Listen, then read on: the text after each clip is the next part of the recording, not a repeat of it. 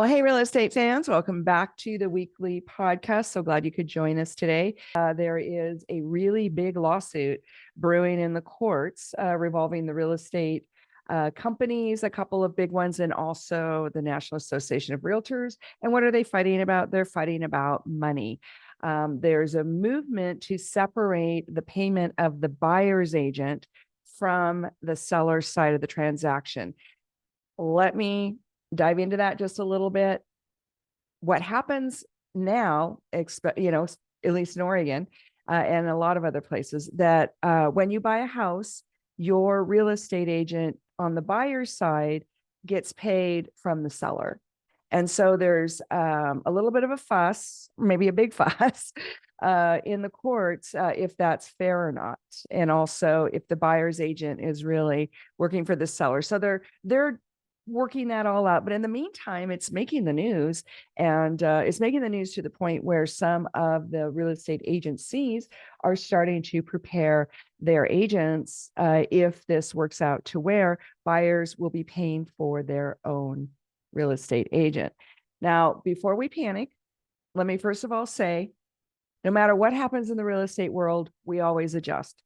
It's not always pretty, it's not always fun, but people still get their stuff done.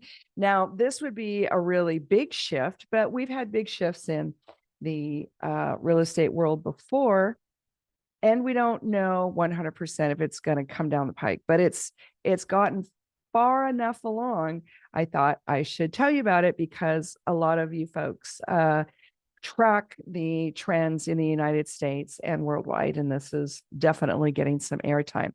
So what this means, and I've already talked to several of my favorite lenders in case it does happen, what this means is that instead of the seller having both commissions taken out of their side, the buyer would now be responsible for paying their own agent. We're talking about anywhere from $5,000, $10,000, $15,000 on the buyer's side that now the buyers themselves would be paying for. So my first phone call to all the lenders was, are you guys going to change the pre-approvals? Is this going to lower the prices now because the buyers can't come up with closing costs and a down payment and now commission? So that was a big question, and some of the lenders are off working on that. There's also the possibility that the home price would come down. So in theory, but markets do what markets want to do. But in theory, if you're a seller and now you're only paying one commission, theoretically, there's money in the deal for the buyer, the price to come down, and then the buyer would be able to still afford, quote unquote, still afford the house.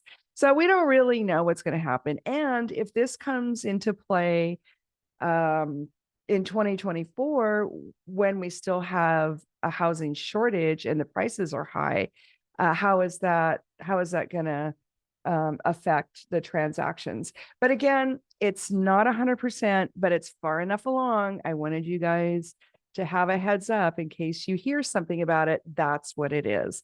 It looks like there was the beginning of a settlement with one of the parties just this week. And that's, again, why I decided to bring it up. There is a trial coming up. So far, it's set for October 16th, which is pretty soon.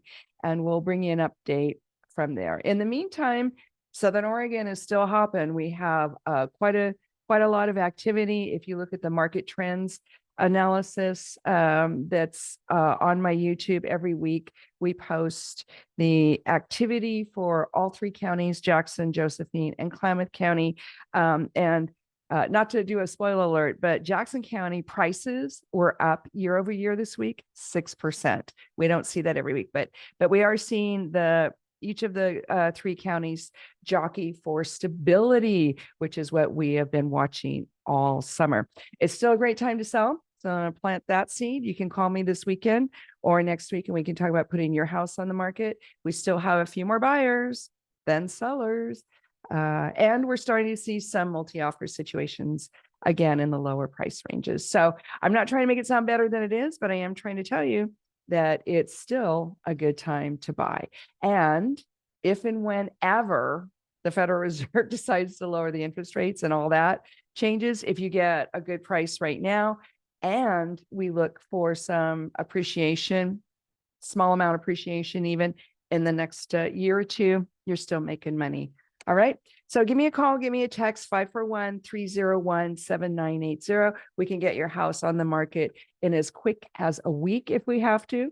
And we can have open houses again because the COVID rules are relaxed, and there's enough buyers out there that that you could get your house sold and get on to the next step of your life.